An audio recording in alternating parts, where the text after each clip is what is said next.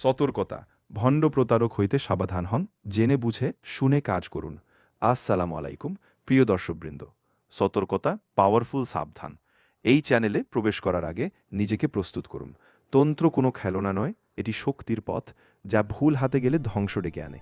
কিছু আমল এমন আছে যেগুলো করতে খুব বেশি সময়ের প্রয়োজন হয় না, বনে জ্ঞানের অধিকারী ও হতে হয় না। কিছু এগুলোর ফজিলত অনেক বেশি, যেগুলো বান্দার আমল নামাকে ভারী করে তোলে।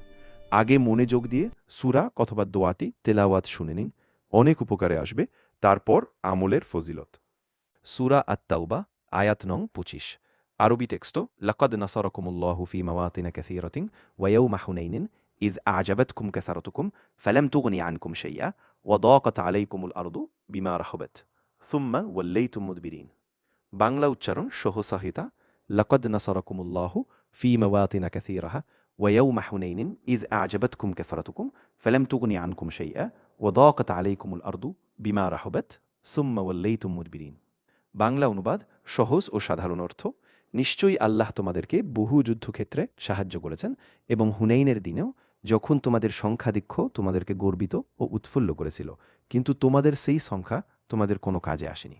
পৃথিবী প্রশস্ত হওয়া সত্ত্বেও তা তোমাদের জন্য সংকীর্ণ হয়ে গিয়েছিল। অতঃপর তোমরা পিঠ ফিরিয়ে পালিয়ে গিয়েছিলে। এরপরের আয়াতে উল্লেখ আছে যে আল্লাহ তার রাসূল ও মুমিনদের উপর সান্ত্বনা নাজিল করেছেন এবং অদৃশ্য সেনাবাহিনী পাঠিয়েছেন। সংক্ষিপ্ত তাফসির প্রেক্ষাপট শানে নুজুল: এই আয়াতটি হুনাইনের যুদ্ধের ঘটনার কথা স্মরণ করিয়ে দেয়। হুনাইনের যুদ্ধে মুসলিম বাহিনীর সংখ্যা ছিল অনেক, প্রায় ১২,০০০, যা তাদেরকে গর্বিত করে তুলেছিল। কিন্তু শত্রুপক্ষের আকস্মিক আক্রমণে তারা প্রথমে বিচ্ছিন্ন হয়ে পড়ে এবং পালাতে শুরু করে। তখন আল্লাহ তাদের সাহায্য করেন এবং বিজয় দান করেন। আয়াতটি শিক্ষা দেয় যে সংখ্যাধিক্য বা বাহিক শক্তি নয়, আল্লাহর সাহায্যই মূল।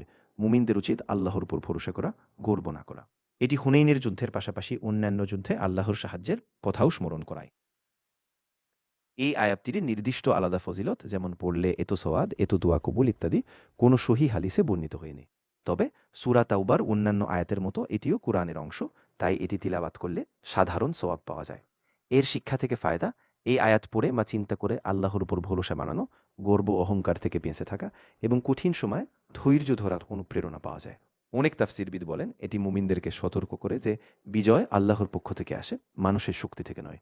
সূরা তাওবার শেষ ২ আয়াতে ১২৮-১২৯ ফজিলত অনেক বেশি বর্ণিত। তবে এই ২৫ নং আয়াত মূলত ইবরত, শিক্ষা ও তাওহীদের শিক্ষার জন্য গুরুত্বপূর্ণ। যদি আরও বিস্তারিত তাফসীর, পুরো সূরার উচ্চারণ বা অডিও চান, তাহলে জানান। কুরআন তিলাওয়াত করার সময় তাজউইদ মেনে পড়ুন এবং অর্থ বুঝে আমল করুন।